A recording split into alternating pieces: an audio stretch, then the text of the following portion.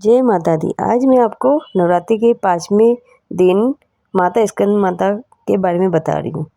नवरात्रि के 5वां दिन माँ स्कंद माता की उपासना की जाती है। माता को अत्यंत दयालु माना जाता है। साथ ही माता का यह स्वरूप मातृत्व को परिभाषित करता है। वही स्कंद माता की पूजा करने से संतान प्राप्ति की मनोकामना पूर्ण होती है और माँ आपके बच्चों की दीर्घायु प्रदान करती है। वही स्कंद माता की पूजा करते समय इस व्रत कथा को पढ़ना जरूरी होता है, वरना पूजा अधूरी मानी जाती है। आइए जानते हैं माँ स्कंद माता की व्रत की कथा। प्राचीन कथा के अनुसार तारकासुर नाम का एक राक्षस ब्रह्मा जी को प्रसन्न करने के लिए कठोर तपस्या कर रहा था। उस कठोर तप से ब्रह्मा जी प्रसन्न होकर उनके सामने आए। ब्रह्मा जी ने से वरदान मांगते हुए तारकासुर ने अमर करने के लिए कहा। तब ब्रह्मा जी ने उसे समझाया कि इस धरती पर जिसने भी जन्म लिया है उसे मरना ही है और मरना तय ही होता है। निराश होकर उसने ब्रह्मा जी को कहा कि प्रभु ऐसा कर दे कि भगवान शिव के पुत्र के हाथों ही उनकी मृत्यु हो। तारकासुर की ऐसी धारणा थी कि भगवान शिव कभी विवाह नहीं करेंगे, इसलिए उसकी कभी मृत्यु हो ही नहीं पाएगी।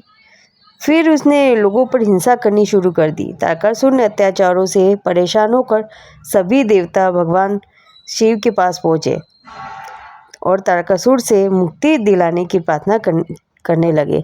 तब शिव ने पार्वती से विवाह किया और कार्तिकेय के पिता बने। बड़े होने के बाद कार्तिकेय ने तारकासुर का वध किया। स्कंद माता कार्तिकेय की माता है। कहते हैं कि इनकी कृपा से मूर्ख भी ज्ञानी हो जाता है। स्कंद कुमार कार्तिकेय की माता के कारण इन्हें स्कंद माता के नाम से अभिहित किया गया है। इनके विग्रह में भगवान स्कंद बाल रूप में इनकी गोद में विराजित है। इस देवी की 4 भुजाएं हैं। ये दाईं तरफ की ऊपर वाली भुजा से स्कंद को गोद में पकड़े हुए हैं।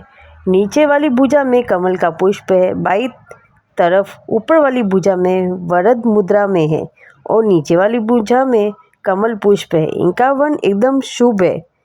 ये कमल के आसन पर विराजमान रहती है, इसलिए इन्हें पदासना भी कहा जाता है। सिंह इनके वाहन है। शास्त्रों में इनका काफ़ी महत्व बताया गया है।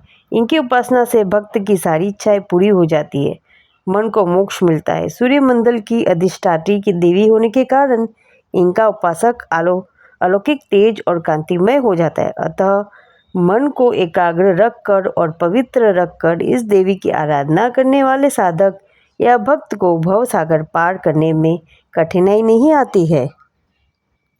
उनकी पूजा से मोक्ष का मार्ग सुलभ होता है। यह देवी विद्वानों और सेवकों को पैदा करने वाली शक्ति है, यानी चेतना का निर्माण करने वाली कहते हैं।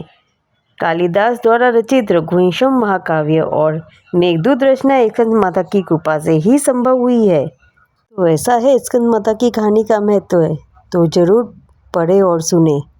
जय माता दी।